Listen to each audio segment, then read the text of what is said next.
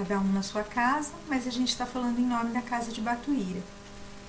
Hoje nós vamos ter uma nova palestra e antes de tudo nós vamos fazer uma prece inicial, como fazemos todas as semanas, né, na Casa de Batuíra, para que a gente possa se conectar e aí a gente possa ter uma tranquilidade tanto para passar para vocês o conteúdo de hoje, quanto também para vocês poderem assimilar, né? A prece é sempre bem-vinda, principalmente nos dias em que estamos vivendo, tá? Então vamos todos buscando fechar os nossos olhos e vamos primeiramente nos ligar com o nosso mentor individual. Ele é um amigo querido que está sempre conosco, ele nos intui, ele nos protege, ele nos auxilia, nos dá ânimo. Então vamos agradecer a ele de coração por todo esse trabalho que muitas vezes ultrapassa uma encarnação. Mesmo depois de desencarnados, continuamos com ele. Obrigado, amigo querido, por nos sustentar nos momentos mais difíceis de nossa vida. Vamos nos ligando também aos mentores da Casa de Batuíra, que continuam conosco, cada um fazendo um trabalho distante uns dos outros, mas unidos em alma e coração. Obrigado aos mentores por esse apoio, por nos apoiar nessa iniciativa também, assim como outras casas, de continuar os trabalhos à distância, para que todo mundo não tenha prejuízo de conteúdo e que nós possamos dar continuidade a esse trabalho tão bonito que é divulgar a Boa Nova do Cristo. Vamos também nos ligando a Batuíra, que nos sustenta, nos anima, nos protege e que agora está se dividindo em várias casas para continuar nos apoiando. Não estamos todos reunidos dentro de uma casa, mas sabemos que estamos unidos, como já disse, pelo coração. Vamos nos ligando à nossa Mãe Maria Santíssima, Mãe de Jesus, que sempre intercede por nós, sempre está intercedendo por nós, diretamente a seu Filho, levando as nossas súplicas, os nossos apelos, com o seu coração misericordioso de mãe. Obrigado, Mãe, por nos sustentar em momentos difíceis e nos apoiar. Vamos também nos ligando ao nosso Mestre Jesus, esse Mestre querido que veio nos ensinar tantas lições que ainda estamos tentando aprender, mas Ele nos julga pela nossa intenção. E a nossa intenção sendo boa, mesmo que demoremos muito tempo, Ele sempre estará conosco. E vamos nos ligando ao Pai Criador, onde agradecemos o dom da vida, pela oportunidade de estarmos encarnados, nesta oportunidade ímpar que estamos vivendo, de vivenciar o Evangelho de Jesus, de fazer com que esse Evangelho se torne realidade nos nossos dias, para que possamos passar por essas tormentas sem sossobrar o barco. E assim, vamos agradecendo ao Pai com a prece que Jesus nos ensinou. Pai nosso que estás no céu, santificado seja o vosso nome, venha a nós o vosso reino, seja feita a vossa vontade, assim na terra como nos céus. O pão nosso de cada dia nos dai hoje, perdoai as nossas ofensas, assim como nós perdoamos a quem nos tem ofendido, e não nos deixeis cair em tentação, livra-nos de todo o mal. Que assim seja, graças a Deus. Então, hoje a gente vai falar sobre um defeito bem grande que nós temos e que toda a humanidade tem há muito tempo e que é um dos defeitos mais difíceis de nós extirparmos de nossa alma. É o orgulho. O orgulho, eu vou falar para vocês qual o que o dicionário nos traz, né, sobre o orgulho, para que a gente possa se situar, porque o orgulho ele tem várias facetas e às vezes ele se torna uma outra palavra. Então a gente precisa conceituar bem para que a gente não se preocupe só com a palavra, mas sim com o sentimento que ela encerra, tá?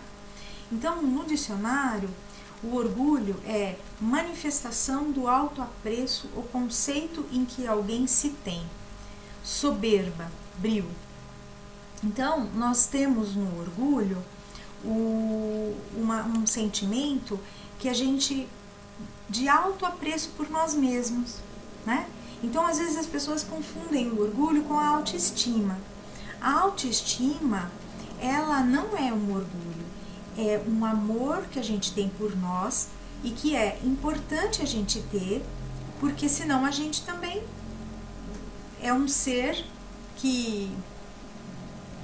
E assim, sem autoestima, a gente vai, eu não tenho autoestima, então eu tenho humildade. Uma coisa não tem nada a ver com a outra.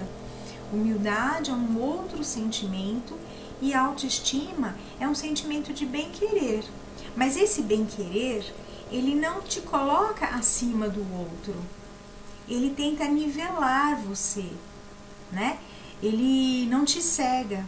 O orgulho, ele é um sentimento que ele vai cegando a gente, porque ele nos coloca em situação superior ao outro.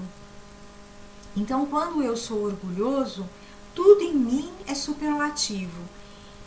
O orgulho pode estar relacionado não só a nós, como também ao que a gente tem, tá? Então, eu vou dar alguns exemplos do orgulho, tá?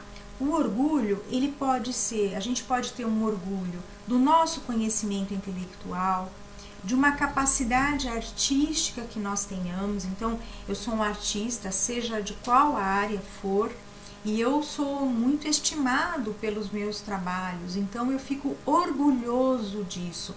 Ou eu sou uma pessoa intelectual e também me orgulho de ser muito bom no que eu faço. Ou eu sou muito bonita, ou eu tenho outros atributos físicos que seriam, por exemplo, eu sou um atleta, né? Então eu sou o melhor, eu ganhei uma medalha, e isso vai fazendo com que a gente vai se orgulhando. Ou a gente tem alguns bens materiais que a gente conquistou, mesmo que seja com o suor do nosso trabalho, mas que a gente se orgulha. E por que o orgulho é ruim? Porque o orgulho, ele nos afasta do outro, ele nos coloca num patamar maior do que o nosso irmão. Então a gente começa a ficar separado das pessoas. Então a gente começa a ter a soberba, que foi o que a gente falou. A gente começa aquelas pessoas que olham assim, como se elas estivessem olhando por cima dos outros, né? E muitas vezes a gente acaba tendo em nós um desses defeitos em algum aspecto, tá? Mesmo que a gente não queira, porque o orgulho, ele se veste de milhões de formas para que a gente não o reconheça em nós. Só conhecemos ele em outra pessoa. O orgulhoso, ele se desconhece orgulhoso, por isso que ele continua. Porque se a pessoa se sentisse soberba, talvez ela visse o quão ridículo é ser soberbo, principalmente no mundo que hoje nós estamos vivendo. Nas culturas mais anteriores à nossa, nos tempos mais antigos, aonde a gente tinha títulos nobiliárquicos, a soberba era até uma questão de vaidade pessoal, que era uma coisa que as pessoas gostavam, né? Porque era conde, era duque, era lorde, era uma série de coisas. Hoje nós não temos isso. Então, isso diminui um pouco essa soberba, mas a gente fica escondido, esse orgulho fica escondido atrás de outras características nossas, que a gente fala que é, por exemplo, amor próprio, né?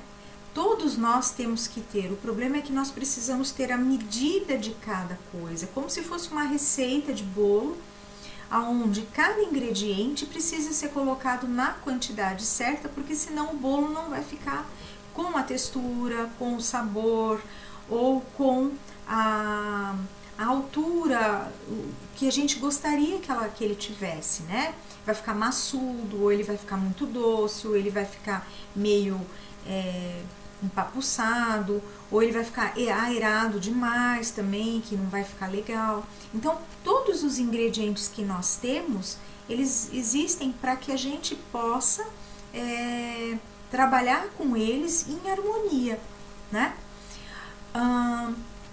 Quando que a gente descobre que a gente é orgulhoso? Então, por exemplo, existe uma frase que ela é fantástica para a gente saber que a gente é orgulhoso. A gente pode não tê-la dito ou somente pensado, mas quando nós temos alguém que a gente acha que a gente precisa colocar aquela pessoa no lugar dela, a gente fala ou pensa: com quem você pensa que está falando? Pronto, é suficiente para a gente saber que nós somos orgulhosos, né? Que nós ainda temos esse defeito e que a gente precisa trabalhar bastante para que esse defeito possa sair de nós. Como eu falo sempre nas palestras, eu não acredito em milagres, do tipo, eu acordo com a vontade de não ter mais o orgulho e deixo de ser orgulhosa. Tudo é um trabalho árduo, muito, muito árduo, que a gente precisa começar logo que a gente tem a oportunidade. Então, a oportunidade já nos foi dada há muito tempo.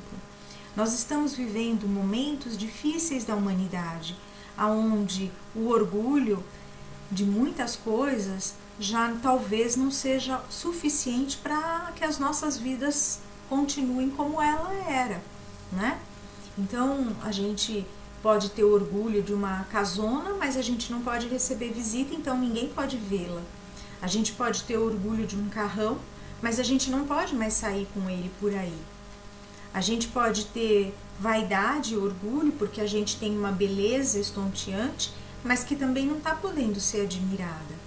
Então, esse momento em que nós estamos vivendo e a humanidade toda está vivendo é um momento para se refletir sobre os nossos verdadeiros valores.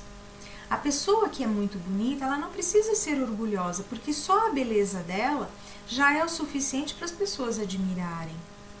Se ela tiver humildade, a beleza ainda vai ficar muito melhor. A pessoa que conquistou uma bela casa, ou um carro, ou alguma outra coisa, um belo intelecto, ela não precisa se orgulhar disso, porque só o fato dela já ter conseguido isso, talvez com muito sacrifício, de noites de estudo, trabalho árduo para conseguir os bens materiais e tudo mais, isso já seja uma qualidade. Então não precisa se orgulhar. É que muitas vezes a palavra orgulho também é confundida com a palavra satisfação, né? Que é um sentimento honesto, justo. Então assim, que não eleva a soberba. Por exemplo, eu tenho satisfação de ter formado os meus filhos, por exemplo. Ou eu tenho satisfação de ter conseguido concluir um curso superior. É uma satisfação, é uma alegria que, obviamente, não existe aquele tom de separação, de eu me coloco num lugar acima do outro, tá? Bom, o orgulho, como ele é um defeito muito difícil de extirpar, ele foi criando filhos por aí. E o filho mais afamado dele é o egoísmo. Então, o que acontece? O orgulho e o egoísmo, eles são complementares, tá? O orgulho e o egoísmo são os defeitos mais antigos e difíceis de serem extirpados de nossa alma. Porque enquanto um nos dá a falsa impressão de sermos os melhores, nos afastando dos outros, o outro nos permite querer tudo para nós mesmos. Ou seja, eles se complementam. Então, se eu sou melhor que os outros, porque eu sou orgulhoso, tudo o que eu quero eu devo merecer, porque eu sou egoísta, mesmo que seja a qualquer custo. Então a gente acaba vendo aí a complementação de um defeito por um outro defeito para que ele se torne ainda mais poderoso, tá? Bom, ao longo do tempo, a gente foi o orgulhoso foi se bastando como pessoa e ele foi se distanciando de tudo, inclusive de Deus e das lições que foram deixadas pelo Cristo. O Cristo nos deixou lições de humildade, mas essa humildade, ela é bem esquecida entre nós. E ela é a única capaz de combater o orgulho. Quando nós temos humildade, nós conseguimos, trabalhando a humildade, combater o nosso orgulho. Porque o humilde, se ele tem um intelecto privilegiado, ele vai saber que ele não aprendeu tudo. E ele vai colocar esse sentimento para fora, mesmo quando ele seja aclamado, lisonjeado e tudo mais. Ele não vai deixar que as lisonjas que lhe são feitas subam para a cabeça, né? Então, esse é um antídoto, se podemos dizer assim, contra o orgulho. Mas, na nossa sociedade moderna, a humildade é para os fracos. Assim como no Evangelho, ela também foi deixada de lado. Por quê? Porque nós fomos construindo uma sociedade onde, nas mais diversas ocupações, nós fomos nos distanciando uns dos outros. Nós enfraquecemos a solidariedade e revestimos a caridade de um sentimento de soberba. Então a gente construiu palácios, castelos, igrejas e templos suntuosos, sempre homenageando a si ou a um santo. E esse santo não podia nem contestar a oferta, porque santo não falava, né? Já estava morto, então não podia falar. Mas a gente não fazia isso com simplicidade, a gente fazia isso com ares de soberba, disfarçado de caridade.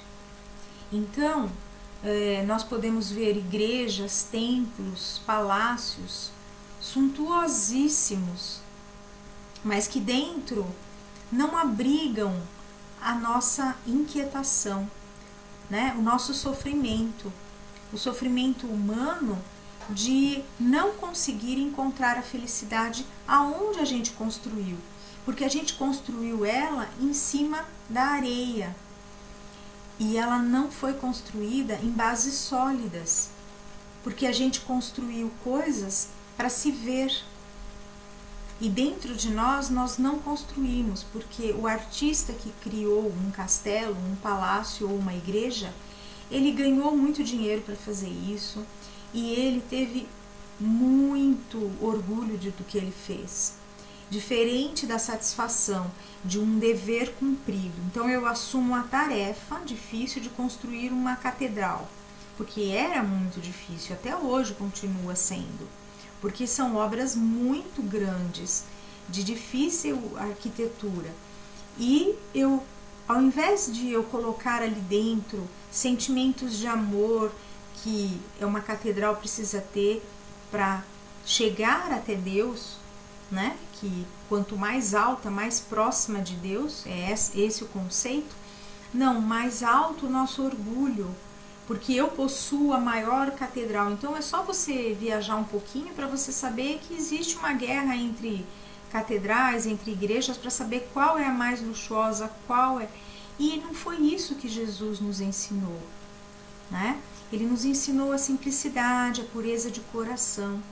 Lógico, a gente pode entrar num palácio, pode, mas aquele palácio ele tem que servir para algum objetivo, que seja um objetivo maior do que contentar o nosso orgulho. Nessa situação, a gente foi deixando a humildade de lado, e a humildade ficar como está no Evangelho para os pobres de espírito. E, além disso, nós fizemos uma modificação nos Evangelhos para acalmar as nossas consciências. Eu digo nós, sempre nós, porque nós somos espíritas e nós acreditamos na reencarnação. Então, é muito natural que nós tenhamos vivido em épocas de que nós estamos falando, né? De palácios, castelos, igrejas e templos, e aonde a gente se sentia super tranquilo.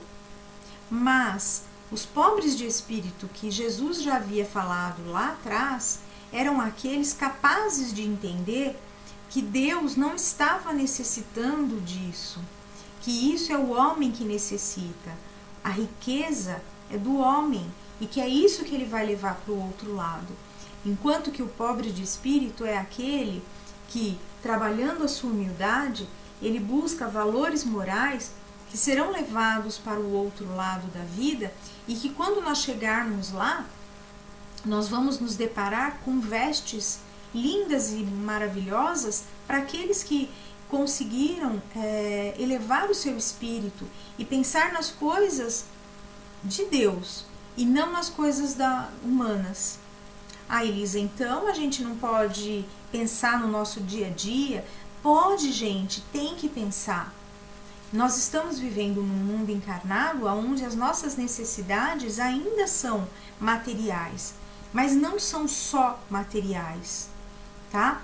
Por quê? Porque nós, mais do que qualquer geração, nós estamos tendo contato com muita informação sobre espiritualidade, muita. Nós temos a internet, que nos permite estarmos nos vendo à distância, que pode nos conectar a outras consciências, a outras formas de viver, a outras formas de contemplar a Deus e a natureza. E a espiritualidade está aí, mais do que nunca, presente na nossa vida. E mesmo assim, a gente ainda é vencido pelas coisas materiais. Nós podemos e devemos nos utilizar das tecnologias, das facilidades que o mundo moderno nos deu, porque nós não estamos mais vivendo no mundo das cavernas. Então, nós temos essa obrigação, enquanto humano também, de nos adequar à sociedade em que vivemos. Mas com quais valores? Será que aquilo que eu falei lá atrás, eu sou tão orgulhoso e eu mereço tanto porque eu sou egoísta e eu quero tudo para mim? Será que a gente não pode dividir? Estamos vivendo num momento atual onde a gente tem visto muita solidariedade. Por quê? Porque nós estamos vivendo no limite da nossa espiritualidade. Agora nós estamos vivendo um momento ou a gente acredita ou a gente não acredita. E se a gente não acredita em Deus, fica muito mais difícil, né? Nós estamos sendo colocados à prova. Então, a nossa maneira de levar a vida nesse momento, a nossa tranquilidade, é toda uma questão de humildade. Nossa, mas o que tem a ver uma coisa com a outra? Sim, porque o orgulho, ele é tão devastador em nossas vidas, tá? Que ele, no decorrer da humanidade, ele caracteriza dores atrozes, porque ele não permite que a gente volte atrás, porque não havendo a nossa consciência dos nossos erros, né, a gente não consegue voltar atrás. Então com o orgulho, a gente não consegue nem dar, nem pedir perdão. A gente não consegue dar perdão a alguém e muito menos pedir perdão, porque se eu estou sempre certo, como que eu vou pedir perdão? E se o outro está errado, eu sou orgulhoso, não vou aceitar o seu pedido de perdão. Nós também não vamos ter misericórdia, que é o que a gente vive pedindo a Deus. Graças a Deus, Ele não é como nós, né? Então nós pedimos, não teríamos misericórdia pelo outro, porque não há necessidade. O orgulho te afasta tanto das outras pessoas que você não consegue conhecer sentimentos de necessidade em que a gente se encontra. Muitas vezes solícito, né? Solícito da misericórdia de alguém. A gente também não vai buscar a melhoria interior, nem exterior, porque a gente já está pronto, né? A gente já está pronto, a gente é ótimo, a gente é bom naquilo que a gente faz, então não há necessidade de melhorar o que já está bom, né? Como a gente só enxerga defeito nos outros, e se por algum acaso eu ver alguma virtude no outro, eu vou buscar através da inveja refutar isso aí. Ou então do mal dizer. Vou começar a tratar mal aquela pessoa e tentar falar mal do que ela faz, porque eu não posso ver nenhum tipo de virtude em alguém, porque isso não é capaz de existir. E a gente também acaba, como já falei atrás, com ares de caridade para coisas em que a gente às vezes ainda deveria ajudar e seria uma obrigação nossa. Então, por exemplo, se eu vou dar uma roupa usada, eu sou tão orgulhoso que eu posso dar uma roupa suja. Para quem é mesmo que tá aí, tá bom. Mas será que a gente não poderia ter a solidariedade, já que eu estou doando algo que eu já usei? Será que não seria minha responsabilidade doar de uma forma em ordem? Se eu vou dar um alimento, eu vou dar qualquer coisa. Não, mas será que eu comeria aquele alimento? Se alguém passar por nós pedindo alguma coisa, será que a gente não vai entregar a coisa e querer que a pessoa nos beije a mão? Então, gente, a gente precisa se preocupar muito com isso, porque às vezes a gente faz as coisas sem se perceber, tá? E é esse perceber a nós mesmos que vai fazer com que a gente faça essa mudança interior. Aí eu vou falar da frase célebre de Sócrates, que é uma frase bem difícil da gente compreender na sua essência, né? Tudo isso que entra dentro dessa frase, tá? Conhece-te a ti mesmo. Então, assim, nós novamente, para que a gente possa mudar algo, eu preciso conhecer o que eu quero mudar, né? Então, eu vou tentar me conhecer e vou fazer aquela perguntinha: será que eu ainda sou capaz de dizer, olha, você pensa que você está falando com quem? Com quem você acha que você está falando?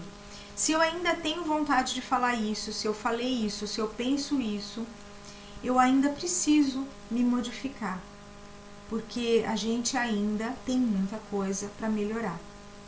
E aí a gente pode tirar esse orgulho dentro de nós, mesmo que ele esteja disfarçado de coisas que a gente nem saiba, tá? E se a gente começar a pensar que não sabemos tudo, que não podemos comandar tudo e que temos muito, muito ainda a aprender, a gente já vai estar no caminho certo, tá? No caminho da humildade. E só a humildade vence o orgulho. A humildade, ela nos reconecta com a espiritualidade, porque quando a gente se sente impotente para mudar as situações que fogem à nossa lógica humana, vamos falar do que a gente está passando agora, que é um exemplo bem legal. Muitas pessoas que não rezavam, que não pediam a Deus, que esqueceram de Deus, que são ateus, agnósticas e tal, com certeza que estão ali pedindo a Deus algo, porque é natural que quando a gente tem algum problema, quando a gente é criança a gente grita mãe, quando a gente fica adulto a gente grita Deus. Dentro do nosso coração a gente sabe que é Ele o nosso Pai, né? E ele vai nos ajudar. Então, quando tem alguma coisa que foge à nossa lógica, a gente vai ver que tem algo maior, que tudo vê e tudo comanda.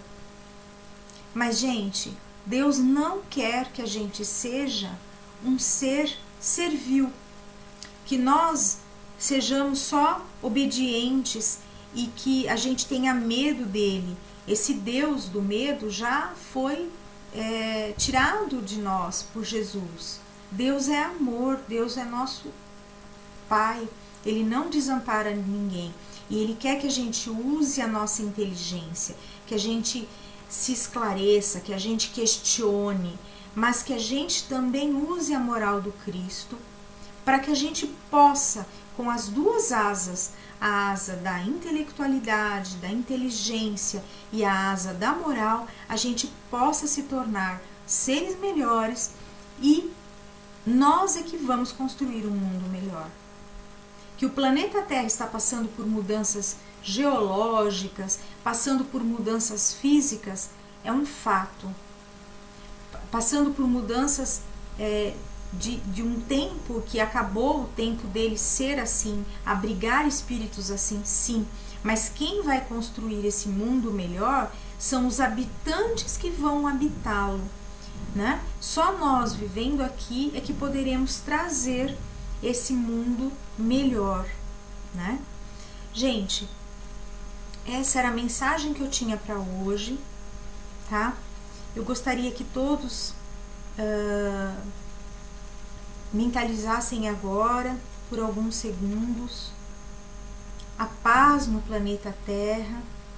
Imagina o globo todo azul e a paz reinando nele. E nesse momento em que estamos juntos, reunidos, e que sabemos que o Pai é amoroso e misericordioso, aproveitamos que estamos aqui e vamos pedir misericórdia ao Pai, para que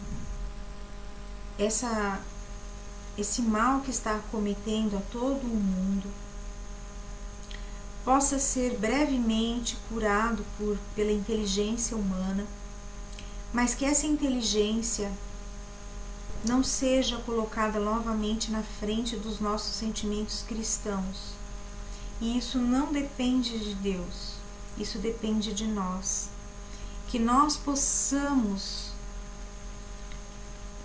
rever o mundo com outros olhos, as nossas condutas com outros olhos, que podemos ser mais tolerantes com o outro, com as escolhas do outro, para que nós possamos realmente merecer essa misericórdia divina, aonde nós estamos pedindo que extirpe de nós, que conceda que inteligências humanas consigam alcançar a vacina ou a cura definitiva para esse vírus, e que todas as pessoas que ora estão sofrendo em UTIs, hospitais, casas, em qualquer local, que elas possam ser atendidas pelas equipes de socorristas e que seja feita a vontade do Pai, tanto com elas quanto conosco.